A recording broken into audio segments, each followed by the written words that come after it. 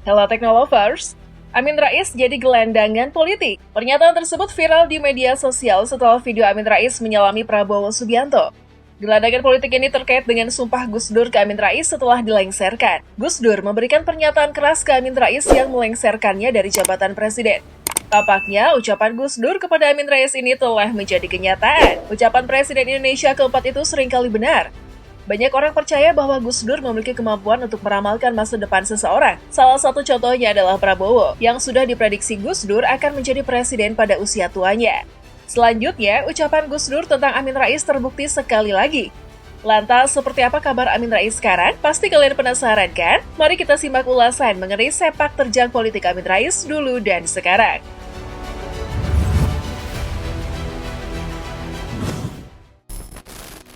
Profil Amin Rais.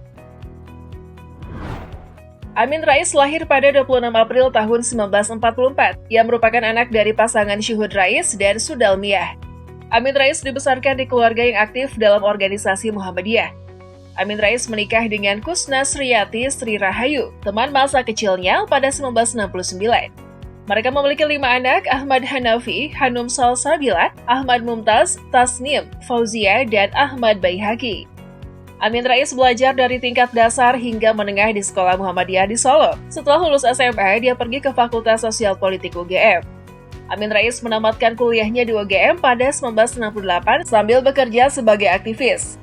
Setelah itu, ia pergi ke luar negeri untuk memperoleh gelar Magister Ilmu Politik di University of Notre Dame, Indiana, Amerika Serikat. Amin Rais mendapatkan gelar Master dan Sertifikat on East European Studies dari universitas yang sama pada 1974. Dia juga mendapatkan gelar doktor dari University of Chicago, Amerika Serikat, dengan spesialisasi di bidang politik timur dan selesai pada 1984. Menurut laporan, ia memperoleh gelar doktor pada usia 37 tahun. Selain itu, ia juga berpartisipasi dalam program pasca doktoral di George Washington University pada tahun 1986 dan di UCLA pada tahun 1988. Setelah kembali ke tanah air, Amin Rais menjadi guru besar ilmu politik di UGM. Dia mengajar teori sosialisme, teori politik internasional, sejarah dan diplomasi di Timur Tengah, dan teori revolusi di program pasca sarjana UGM.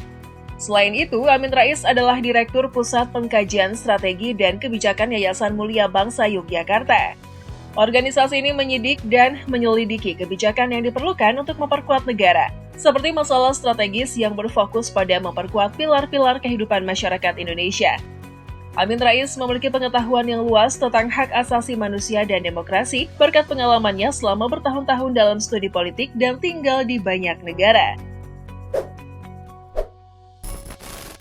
Perjalanan politik Amin Rais. Pada 1998, Amin Rais kemudian turut serta mendirikan Partai Amanat Nasional atau PAN, salah satu partai yang mengikuti pemilu 1999. Selain pendiri, ia juga menjabat sebagai Ketua Umum DPP PAN yang pertama. Akan tetapi, hasil pemilu 1999 tidak terlalu memuaskan bagi partainya. Meski begitu, Amin Rais berhasil terpilih menjadi Ketua MPR periode 1999 hingga 2004. Gagasan Amin Rais kemudian memberikan pengaruh yang besar di politik nasional dan kestabilan negara. Salah satunya adalah dengan membentuk poros tengah saat persaingan politik nasional sedang memanas memperebutkan kursi kepresidenan setelah kepemimpinan B.J. Habibie. Amin Rais disebut sebagai bapak bangsa karena strategi politiknya untuk memanfaatkan rakyat Indonesia. Amin Rais kembali maju dalam pemilihan presiden pada tahun 2004, berpasangan dengan Siswono Yudo Husodo dari PAN, tetapi dia gagal lagi setelah mendapatkan hanya kurang dari 15% suara. Terakhir, pada 24 April 2021, Amin Rais mendirikan partai baru yang disebut Partai Umat. Pada 29 April 2021, bertepatan dengan 17 Ramadan 1442 Hijriah, pernyataan ini diumumkan secara nasional. Partai Umat sempat dinyatakan tidak dapat berpartisipasi dalam pemilihan 2024. Namun, setelah perbaikan verifikasi faktual, Partai Umat dinyatakan dapat berpartisipasi dalam pemilihan 2024. Berdasarkan keputusan sidang Majelis Syura, Amin Rais, anggota Partai Umat, menyatakan dukungannya kepada pasangan Anies Baswedan dan Muhaimin Iskandar dalam pemilihan presiden 2024. Apa benar jadi gelandangan politik? Dalam video yang beredar di media sosial, Amin Rais terlihat menyalami Prabowo Subianto. Mantan pimpinan MPR di masa Presiden Gus Dur terlihat di pinggir jalan menjumpai Prabowo yang hendak berjalan memasuki gedung. Sebelum itu, apakah kalian tahu kalau Amin Rais merupakan orang yang mengambil keputusan untuk melengsarkan Gus Dur dari jabatan presiden? Gus Dur marah dengan tindakan Amin Rais yang menuduhnya melakukan korupsi. Meskipun tuduhan itu tanpa bukti, Gus Dur tidak melawan. Sebaliknya, dia menerima semua tindakan yang dilakukan Amin Rais yang bertujuan untuk menggulingkannya. Partai Umat memberikan penjelasan atas video yang beredar di mana Amin Rais bersalaman dengan Prabowo Subianto. Meskipun demikian, Amin mendukung Anies Baswedan Mohaimin dalam pemilihan presiden 2024. Amin Rais terlihat berdiri di samping mobil yang berhenti di dekat tangga. Prabowo yang baru saja tiba kemudian disalami oleh Amin Rais. Beberapa ajudan Prabowo memperhatikan momen salaman Prabowo dan Amin Rais. Salaman antara Amin Rais dan Prabowo itu berlangsung sekitar beberapa detik. Prabowo kemudian langsung melanjutkan langkahnya memasuki ruangan acara. Partai Umat menjelaskan kalau momen tersebut terjadi dalam acara resepsi pernikahan putra Menteri Pertanian atau Mentan, yakni Andi Amar, Ma'ruf Sulaiman, dan Ihsani Nurul Izzah. Minggu 3 Maret 2024 malam, acara itu diadakan di Birawa Assembly Hall, Hotel Bidakara, Jakarta. Menurut Waketum Partai Umat Buniyani, momen itu terjadi secara tidak sengaja. Akibatnya, Amin Rais menyatakan bahwa menunggu Prabowo datang adalah hal yang masuk akal karena keduanya adalah teman lama.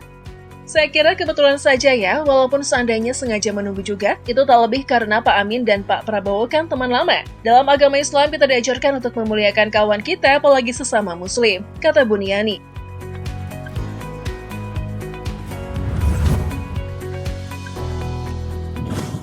Nah, gimana menurut kalian Teknolovers? Apa memang karena kebetulan? Atau karena Amin Rais kini mulai kena karma atas apa yang ia lakukan kepada Gus Dur dulu? Coba berikan tanggapan kalian di kolom komentar.